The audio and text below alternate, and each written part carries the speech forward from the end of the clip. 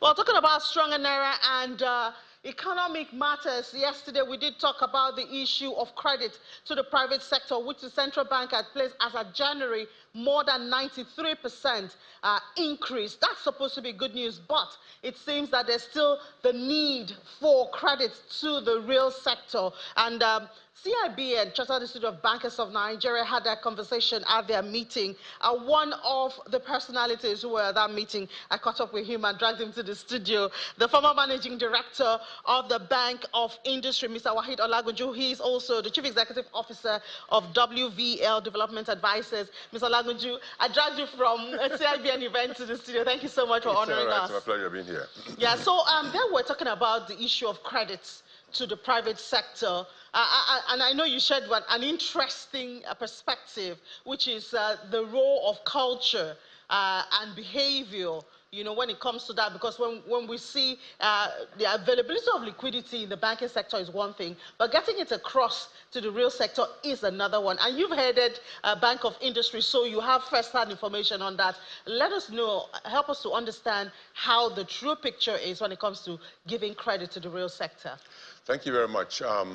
It's a pity that about 64 years after independence, we're still having challenges financing small and medium enterprises in this country, particularly those promoted by Nigerian entrepreneurs, because the reactions are coming more from them than from the large corporates or even expatriates who operate in the Nigerian economy. And that's because we've paid a lot of attention to supply side issues and not demand side. When we talk about availability, it's like perhaps the funds have not been there, but my contention is that the funds have always been there, but what we have in short supply is the deal flows in terms of bankable projects, right, promoted by Nigerians. Now, that speaks to why the lenders are reluctant to support those SMEs. And there are a lot of challenges in this area. You might talk about culture. It's unfortunate that in most cases, as we've had the AMCON management lament, that most of those bad debts arose out of the poor attitude of most Nigerians to credit. It's unfortunate that many people want to access credit with the intention of not paying back, right? So when you, as a lender, when you're appraising a project, before looking at the business side of it, the business model, you are busy dealing with the character issue. Who is the entrepreneur? Who are you dealing with? Because character is the most important in the 5 C's of credit. Because even where an entrepreneur meets the other 4 issues, like collateral, capacity, capital, and condition, where the character is deficient, the best practices do not deal. So that speaks to attitude. We need to have a positive attitude to credit. That would make the lenders perhaps relax more when they are dealing with you. In other climes, we have a credit culture. From childhood, you know that you need to have a good credit score to thrive in any society. Even to have a phone plan with a GSM operator, they'll check your credit. To rent an apartment or purchase a property, in anything you want to do, they check your credit. Because the credit score says a lot about you. So we need to put in place a lot of things in our ecosystem that will de-risk, right, potential lenders who we deal with in the market. So we need to have rating agencies. Like in India, they have what they call the SMERA, Small and Medium Rating Agency, Small and Medium Enterprise Rating Agency of in India. And that speaks to the credit corporation, consumer credit corporation that has just been floated in Nigeria. For that corporation to work efficiently, they need to address the credit culture of Nigerians. I mean, I have immense confidence in the young man who's been appointed to lead the system there. One of the things he needs to do, advocacy role, is to ensure that we have a good credit culture in Nigeria. We need to de-risk our entrepreneurs. But we have credit rating companies now. Most of those rating agencies deal with large corporates. When we talk of credit culture, we're talking at the individual level. As in nano entrepreneurs, for example, then micro, small and medium. we need to have a credit culture, and it has to permeate down the line.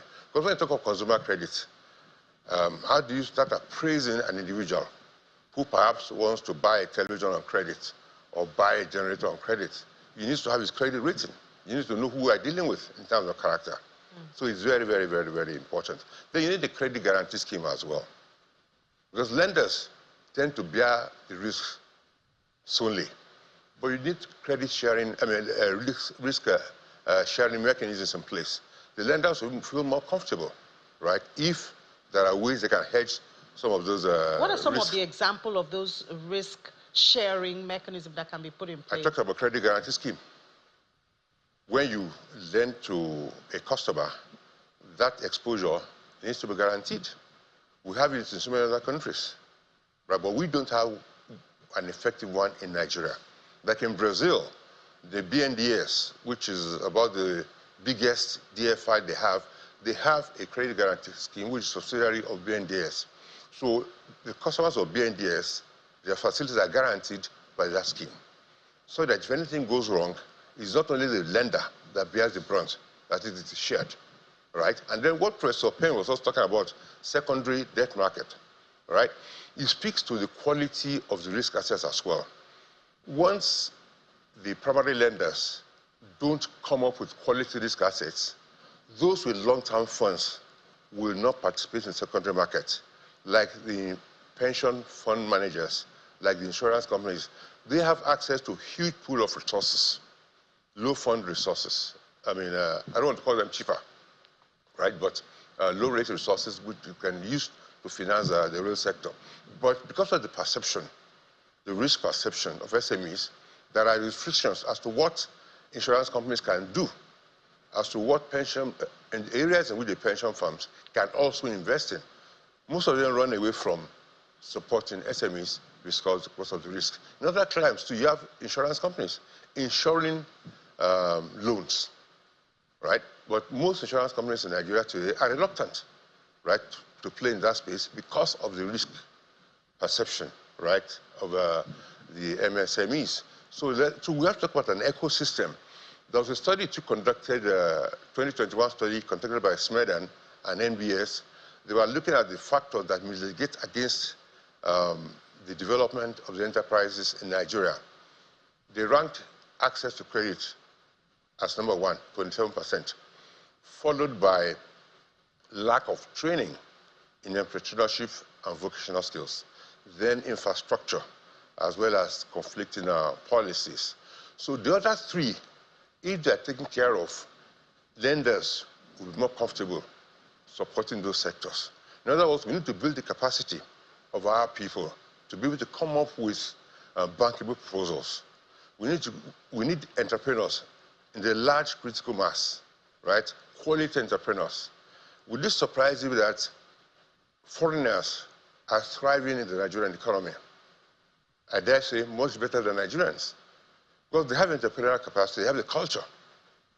A lot of Lebanese, a lot of Indians, a lot of Chinese. Lebanese have been in Nigeria for more than 100 years, and they keep coming back. So would you say, sir, would you say that it's the issue of having a structure? Because when you talk to a lot of Nigerians, you have great ideas. Yesterday, our guest was telling us about, an entrepreneur who is preserving mangoes, since we have a lot of mangoes now, but she cannot expand because of lack of access to capital. So would you say for people like that, it's the problem of they don't know how to put their plans into paper, structured, well-structured, to be able to access capital, or is it other things? Yeah, but 11 years ago, KPMG and the Enterprise Development Center of the Pan-Atlantic University, they conducted a study, and they came up with an acronym, MISFIT, in terms of challenges facing MSMEs in Nigeria. One of the was S, that's support. A lot of entrepreneurs don't have the support. And this support should come from BDSPs, Business Development Service Providers, the SME consultants who will help them put the proposals together, make them bankable, ensure that they get the facility from the lenders, and when they get the lenders, they are properly utilized and repaid. So a lot of support is required. Most of them lack information. which is I, which is part of the misfit there, acronym for misfit. So many of them are not informed. So we need a lot of BDSPs. That was why the federal government came up with the BDSP certifying arrangement recently, being driven by the Small and Medium Enterprise Development Agency of Nigeria. I am part of that process. We need a lot of BDSPs in Nigeria to support our people. The Kaduna Business School is part of the process, as well as the Enterprise Development Center of the Atlantic University. They've been training BDSPs to ensure that only certified BDSPs are allowed to practice in Nigeria to support entrepreneurs and guide them properly. So our people need a lot of more information, because in the holy books, our people perish for lack of knowledge. We need a lot of information. This is a very well-blessed country, but many Nigerians are not aware of the business opportunities in this country. I beg to say that foreigners are better informed about business opportunities in Nigeria and how to harness them. I was speaking with a lady the other day who was saying that she used to buy charcoal from Jebba and export to China. But now Chinese have gone to Jebba themselves, they dislodge Nigerians. And this is happening in many other areas. So we need to build our people to become entrepreneurs who can compete, not only in Nigeria, but also globally, particularly in the advent of the African Continental Free Trade Area. We need to build the capacity up. So capacity should come first before we start talking about capital or credit. Because capital also includes equity investments, right? It's not only credit. In fact, when you're starting your business, you shouldn't start with credit. You shouldn't start with loan.